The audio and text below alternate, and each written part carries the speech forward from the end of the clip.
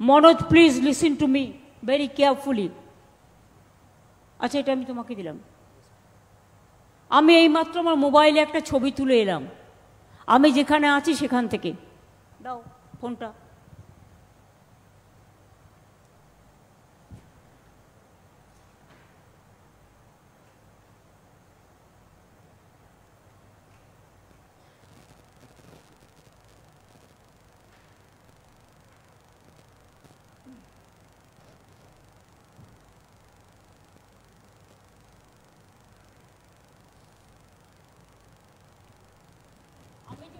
Guest হাউসে এই ফটোটা আমি তুলে আনলাম। এই ফটোটাতে আমি সিএসকে দেখাবো। ওই দেয়ালেই লেখা আছে, ভাগ্যিস হনুমানগুলোকে থ্যাঙ্কস, হনুমানগুলো ছিঁড়ে দিয়েছিল বলে কাপড়টা আমি দেখতে পেলাম। তাতে লেখা আছে ট্রেসপাসার্স বা পাচারকারীদের গুলি করে মারা হবে। এটা কি কোনো একটা ল্যাঙ্গুয়েজ হলো? আইন অনুযায়ী ব্যবস্থা নেওয়া হবে, এই কথাটা বলো। অনেক সময় সাধারণ মানুষ যারা জানে না, অজানা লোক, ফরেস্টের রাস্তার ভেতর দিয়ে গেলেই তার উপরে অনেক অত্যাচার হয়।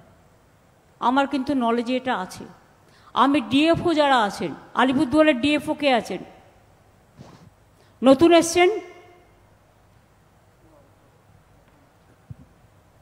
নতুন এসছেন? আপনারা কি নতুন এসছেন? ম্যাডাম আমি ডিএফও জলদাপাড়া ম্যাম, 1 বছর আগে জয়েন করেছি ম্যাম। 1 বছর আগে? আর আপনি? Ma'am I am Harikrishna PJ ma'am, ডিএফডি BTR West, 1 বছর আগে জয়েন করেছি ম্যাম।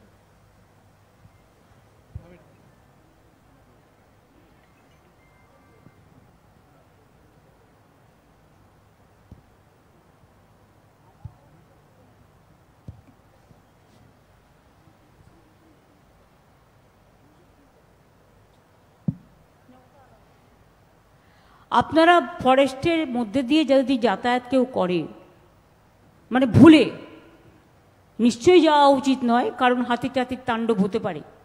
হাতির সংখ্যা বেড়ে গেছে। আমরা কেন্দ্রীয় সরকারকেও বারবার জানাচ্ছি, আমরাও ভাবছি কিভাবে কি করা যায়। কিন্তু আপনারাও খুব স্ট্রং অ্যাকশন করেন কখনো কখনো, যে অ্যাকশনটা মানুষের পছন্দ নয়। মনে রাখবেন, বন, অরণ্য, সবুজ আপনাদের যেমন স্পেশালিটি আছে, জনগণেরও কিন্তু অধিকার আছে। সবাইকে নিয়েই কিন্তু সমাজে চলতে হয়। আপনার টাফ হন।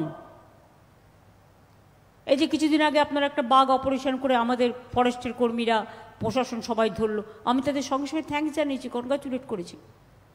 কিন্তু আলিপুরদুয়ারে আমার কাছে কিছু স্পেসিফিক কমপ্লেন আছে, আমি সিএসকে বলবো ওটা বলার জন্য। আপনারা বসুন প্লিজ।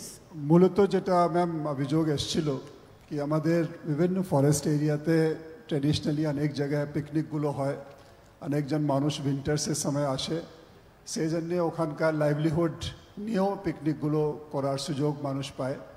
তো এই ক্ষেত্রে কিছুটা অবস্ট্রাকশনস ইতিমধ্যে দেওয়ার কথা আমরা শুনেছিলাম।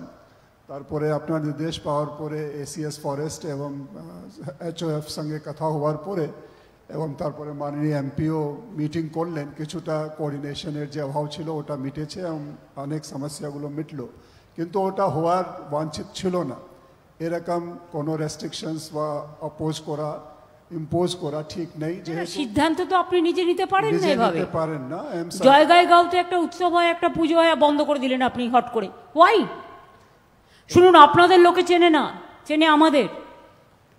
আপনারা যদি মনে করেন ভুল করবেন ইচ্ছা করে, ইচ্ছাকৃত ভুল, দায়টা কিন্তু আমাদের উপর আসবে। সুতরাং দায় যদি আমাদের উপর আসে, তাহলে আমরাও ছেড়ে কথা নিশ্চয়ই বলবো না।